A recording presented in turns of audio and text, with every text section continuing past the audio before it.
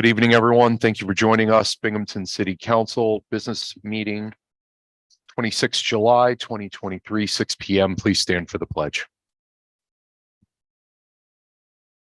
Pledge allegiance to the flag of the United States of America and to the republic for which it stands, one nation under God, indivisible, with liberty and justice for all. Clerk will call the roll. Madam Clerk. Councilwoman Rossetti is absent. Councilwoman Riley is absent. Councilmember Friedman is absent. Councilman Burns, Present. Councilman Strawn, Present. Councilman Scanlon, Present. and President Scaringi. Present. That's 4 here, 3 absent, Rossetti, Riley, and Friedman. Thank you, Madam Clerk. We have a quorum. At this time, I will entertain a motion to approve the meeting minutes from the July 12th, 2023 business meeting. Do I hear a motion? Motion to approve the minutes from the July 12th business meeting. Do I have a second? Second. Motion by Councilman Scanlon, seconded by Councilman Strawn. All those in favor signify by saying aye. Aye. All those against by nay. Opinion of the chair, the ayes have it. This time we will move forward with public comments and communication. Residents wishing to speak during public comment may do so electronically by emailing their comments prior to 1 p.m. on the day of the meeting to clerk@cityofbinghamton.gov or in person during the meeting. If you are here and you would like to speak in person, you have 5 minutes to speak. Please state your name and whether you work and or live in the city of Binghamton. Yes, ma'am. Yes. Evening. How are you? Thank you so much for joining us this evening. I'm well, thank you. The floor is yours. Thank you. All right, so good evening. I realized as I got here, I left something at my chair, but that's okay. I will grab it in a moment. I appreciate and am, I'm sorry. I'm Dr. Misty Kirby. I live on the south side. I am a fairly new resident of Binghamton. And I also work in the city, volunteer in the city, vacation in the city this summer. Yeah, so it's been a bit of a staycation. I want to appreciate, I'm very appreciative and I'm very grateful for the legislation that you all are sponsoring tonight, specifically the 2 major upgrades in our infrastructure, water and sewage. I understand this is not the most glamorous area that you deal with. And by far, it is one of the most important things that we need. The council in the city needs to be reminded of a little history, so I'll get a little professorial on you for 12 seconds. That this country's first epidemic of yellow fever in 1793 in Philadelphia was actually solved by people figuring out perhaps we shouldn't have our sewage everywhere, right? So the wealthy of Philadelphia came together and decided to invest in their city, to invest in their infrastructure, because even they understood that the people impoverished could not operate in such an environment. So I want to again thank the council for their work on this and for getting this legislation through. I'm particularly excited about the water. But proper waste disposal and clean water are hallmarks of civilization, right? We can't really do much without that. I'm reminded of my grandmother who grew up in a house without indoor plumbing, every stereotype of rural Mississippi 1940s that you could imagine. And I remember going to the house where she grew up and going to the outhouse out back. And I also remember the joy on her face when they finally put plumbing in the 80s. So I want you to know that the community sees you. I understand there are not near as many people who were here last time, but you all know that I'm here. And so I want you to continue to invest in our infrastructure. I think that's really important. We really need good infrastructure if we want to be able to attract businesses, if we want to be able to attract talent, if we want to be able to attract residences. I got to tell you, if I didn't have such a mission to come here, I probably would have driven the other way after I came here. It is not a pretty city, but there are some amazing buildings in the city. And so I would advise council to please continue to invest in our city because we very much are worth it. Now, my last minute, well, minute and a half is what I planned.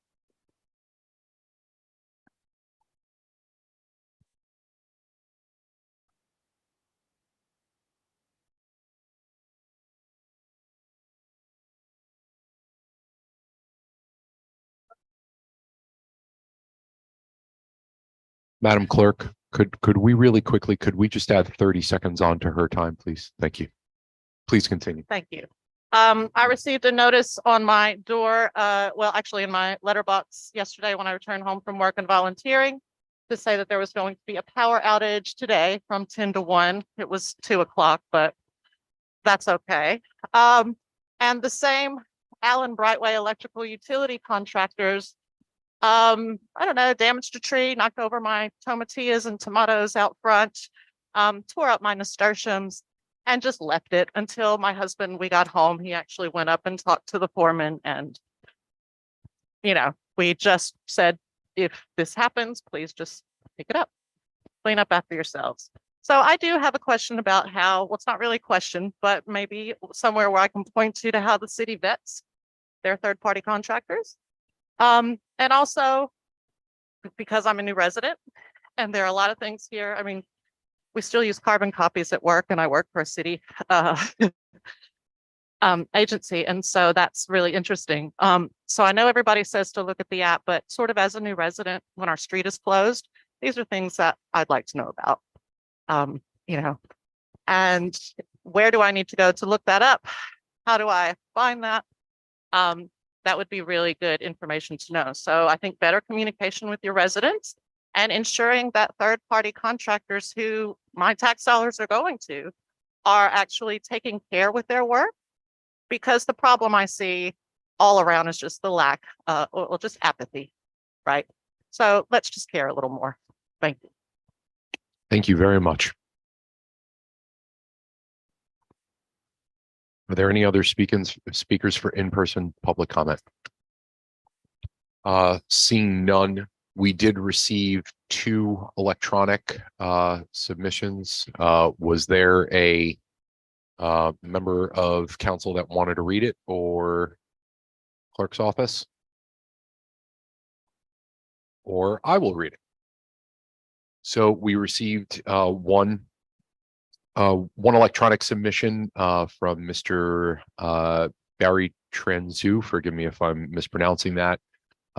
City of Binghamton resident, said to Councilwoman Aviva Friedman, I believe is his council representative.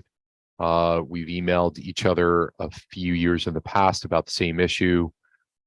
Still no resolution to the incendiary devices exploding in the sky. Why they are still exploding in Binghamton as of 13 July. They don't have a beginning and end date in Binghamton. It is truly year round here. I don't get it.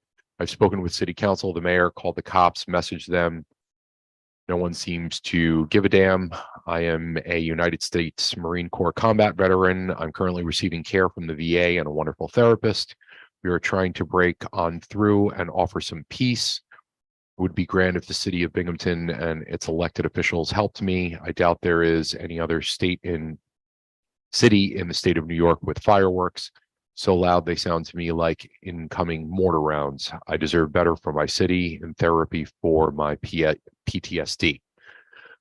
I'd like this to be read into the minutes at the next city council meeting. It would be great if you could offer the mayor and Chief Sikorsky a copy as well. This issue is affecting man and beast. I want it stopped. Regards, Barry Tranzu.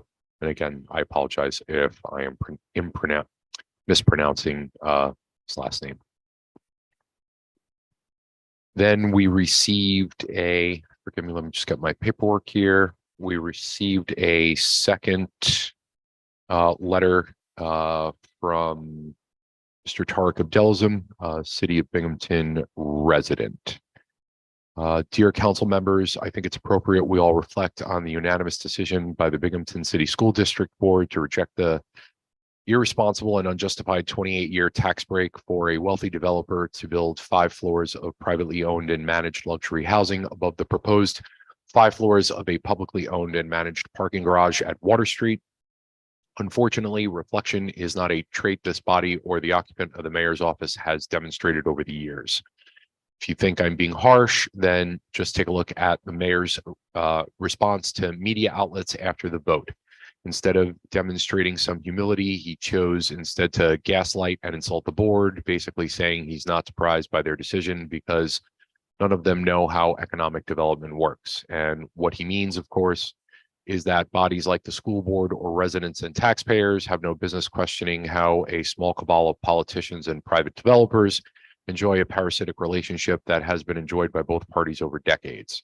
In this relationship, politicians approve massive tax breaks to generate windfall profits for developers on the backs of compliant taxpayers, and in return, these elected officials receive just campaign donations and access to the local halls of power and wealth.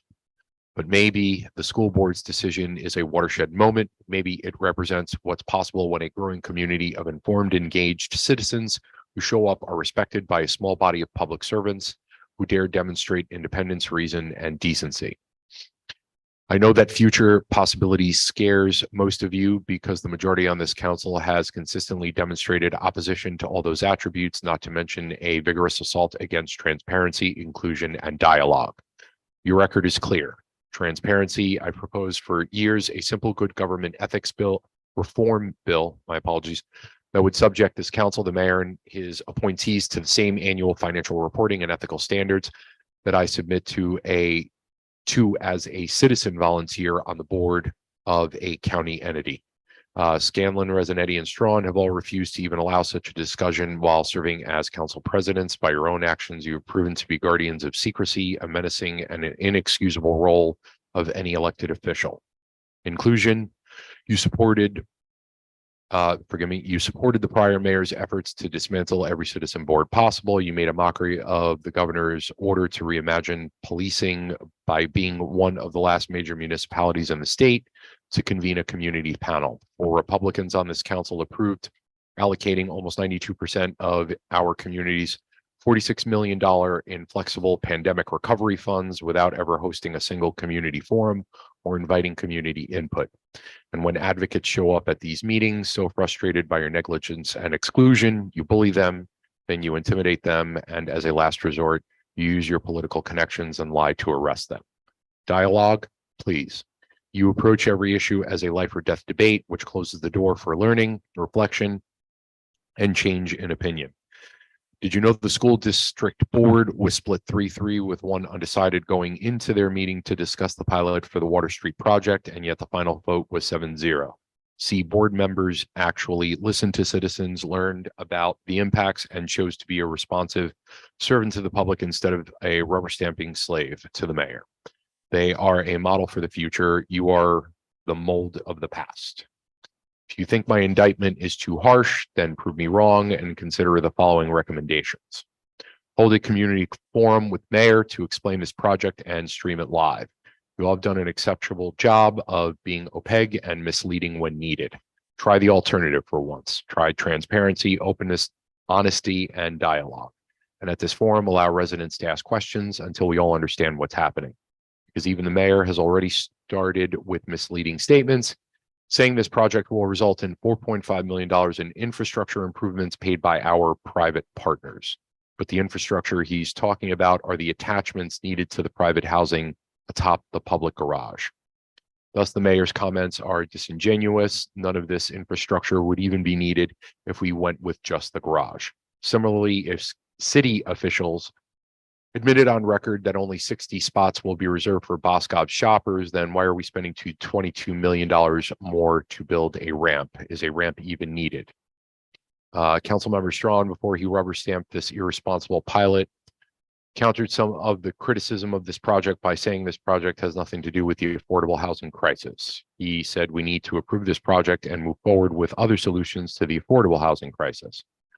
Well, then how about the council actually move forward with solutions to the affordable housing crisis? Because to date, this council has announced and suspended a serious conversation about code enforcement, refuses to implement a proactive rental inspection program to protect the health and safety of low-income tenants, and a couple months ago approved the mayor's proposal to cut the capacity of the code enforcement department by 25%.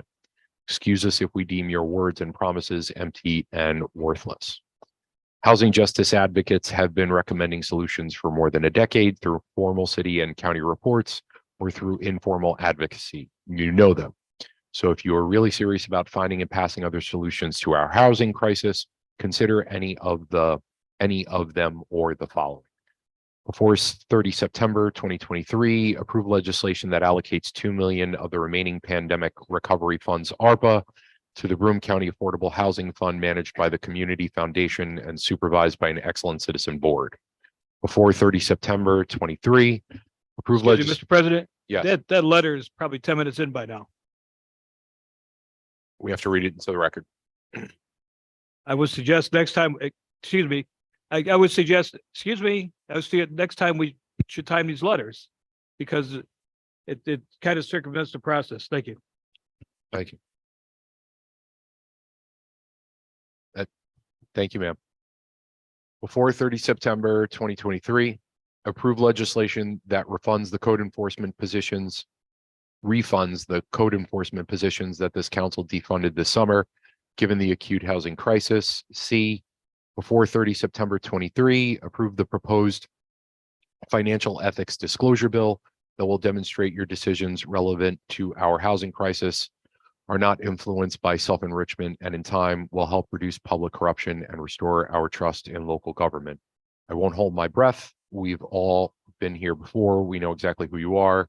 Sincerely, Tariq Abdelazam, 17 Tremont Avenue, Binghamton, New York. Thank you to those who submitted and spoke. Madam Clerk, were there any other electronic? I believe those were the only two, correct? Thank you. All right. Thank you for public comment. That being said, let's move on to second read legislation. Had an opportunity. Councilman Burns, was there something that you wanted to add to the discussion regarding? Okay. Let's move on to the first read legislation.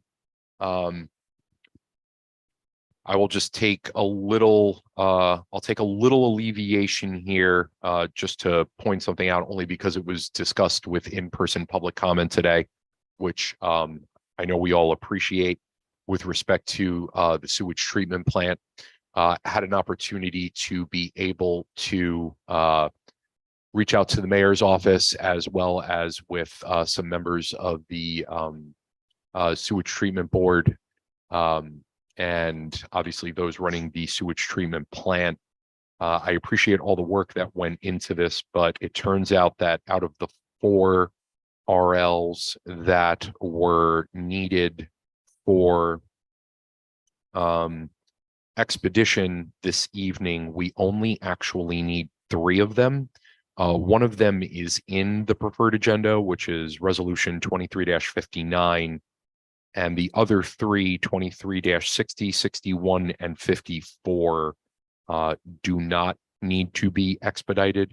So I will ask at this time if any of my colleagues would be so kind as to formally request into the record that introductory resolutions 23-60 and 61 be removed from the preferred agenda and move them into the non-preferred agenda.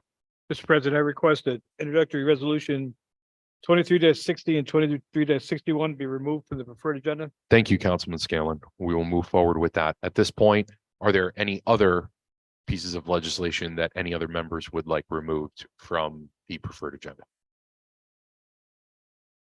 Seeing none, we will begin with the amended preferred agenda. Madam Clerk. First is introductory ordinance 23-108, considered in finance, an ordinance to amend the 2023 police budget for the Crime Analysis Center officer in charge. Discussion. Seeing none, Madam Clerk.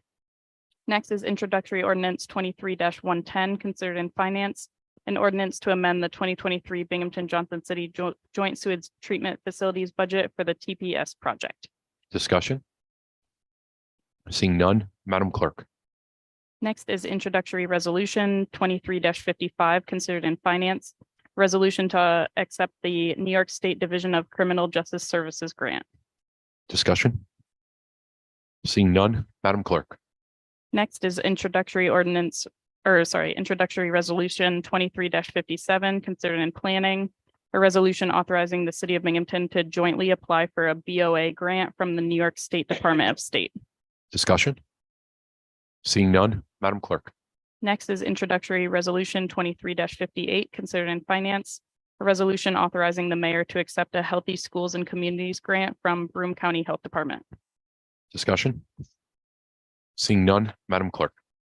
The last one is introductory resolution 23-59, considered in planning. Resolution authorizing the city of Binghamton to complete and submit the New York State Historic Preservation Office Cultural Resource Information System application for the TPS project at the Binghamton Johnson City Joint Sewage Treatment Facility. Discussion? Seeing none, Chair will entertain a motion to adopt the amended preferred agenda. Do I hear a motion? Ready? A motion to accept. Thank you, Councilman. Do I have a second? Second. Motioned by Councilman Burns, seconded by Councilman Strawn. The clerk will call the roll. Madam Clerk.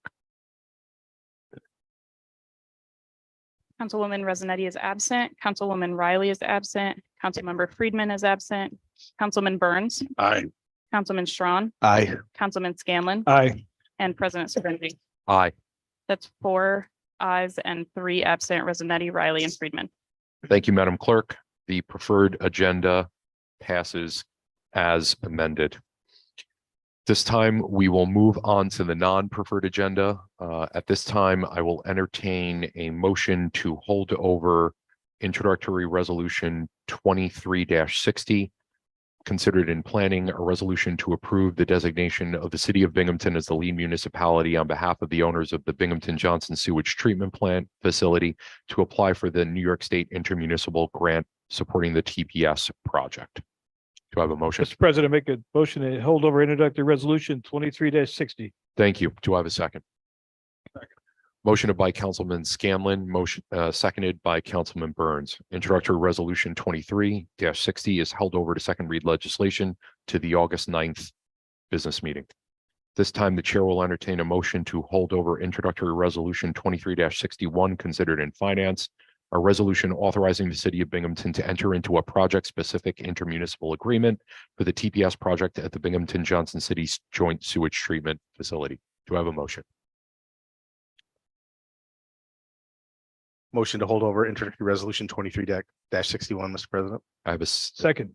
motion by Councilman Strawn, seconded by Councilman Scanlon. Thank you very much. Introductory resolution 23-61 is held over to the business meeting 9th of August.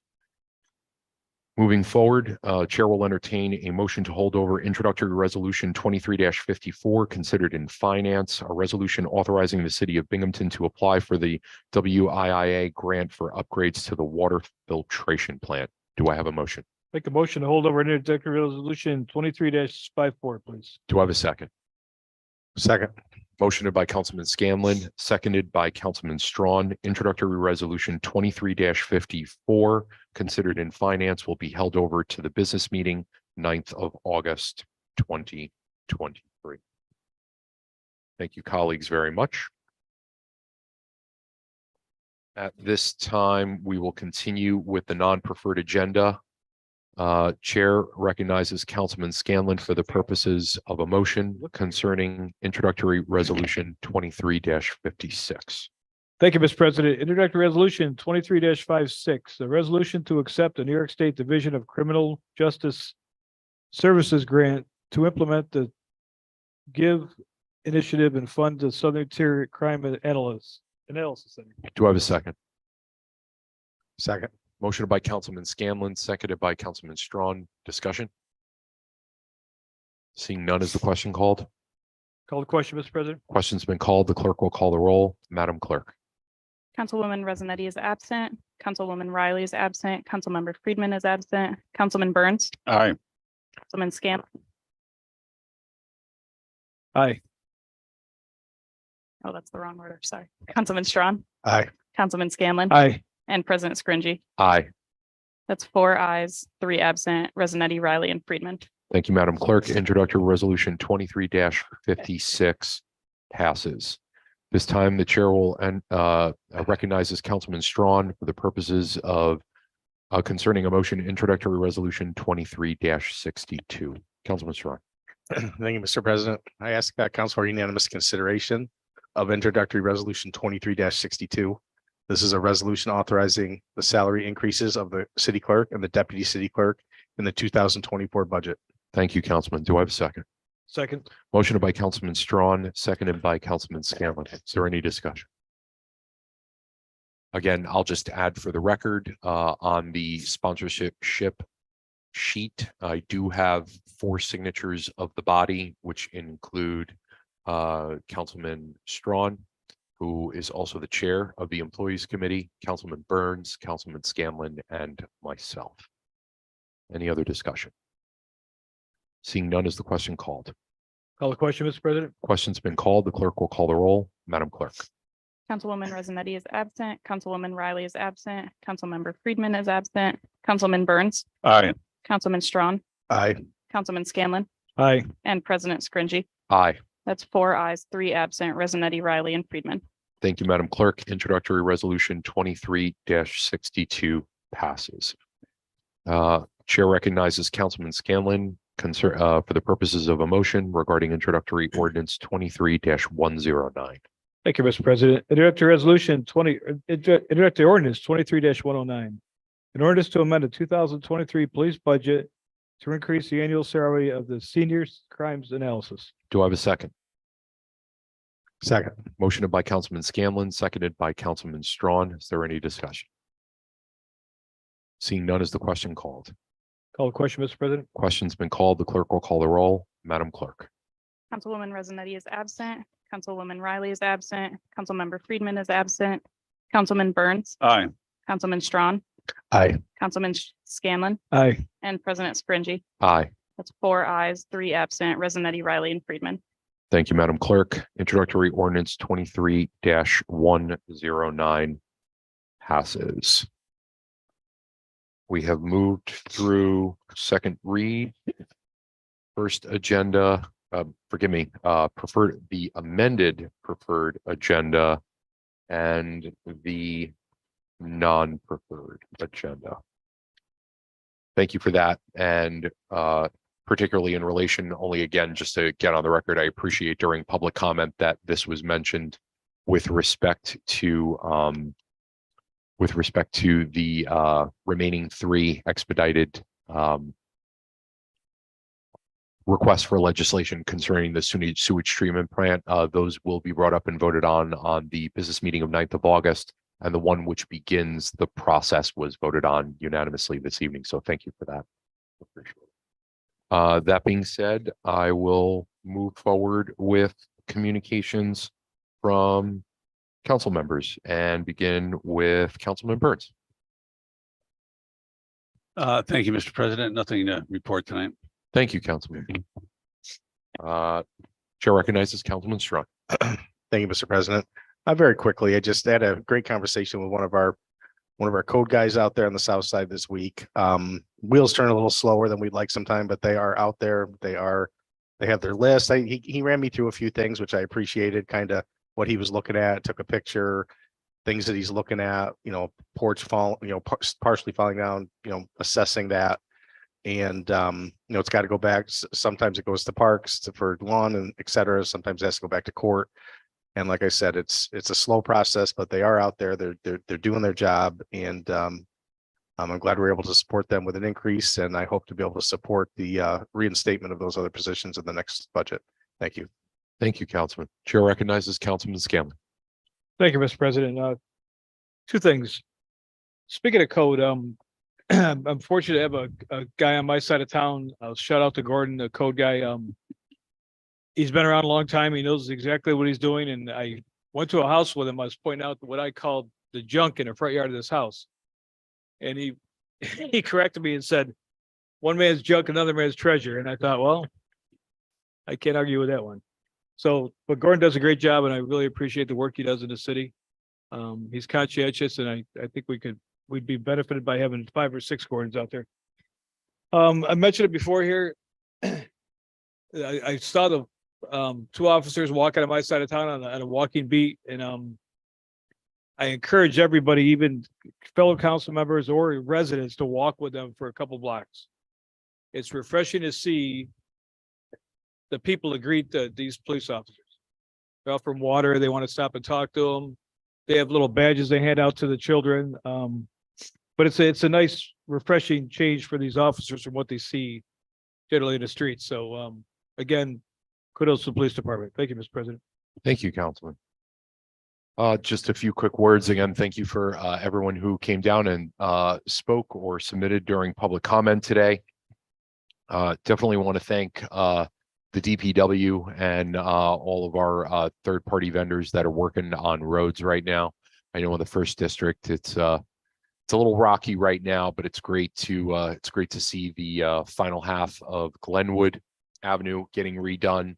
Also want to thank Mayor Cram's support for moving and assisting with the allocation of resources. For many of our city residents, you're probably starting to see that the city-owned portion of Floral Ave is starting to get some work done to it.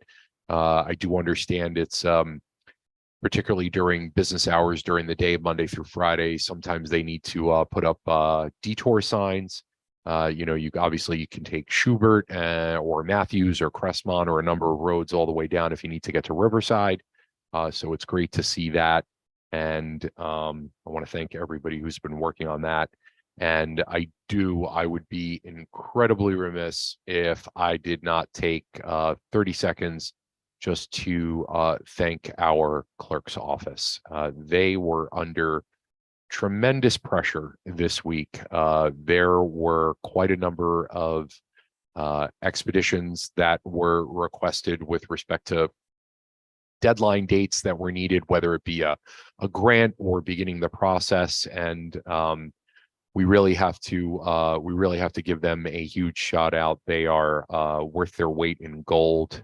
Janine, John, we're very, very lucky to have you both, and everybody that works with you in the clerk's office, especially with taking on Vital and all the other responsibilities. So I'm very proud of you both, and I thank you again for all your hard work.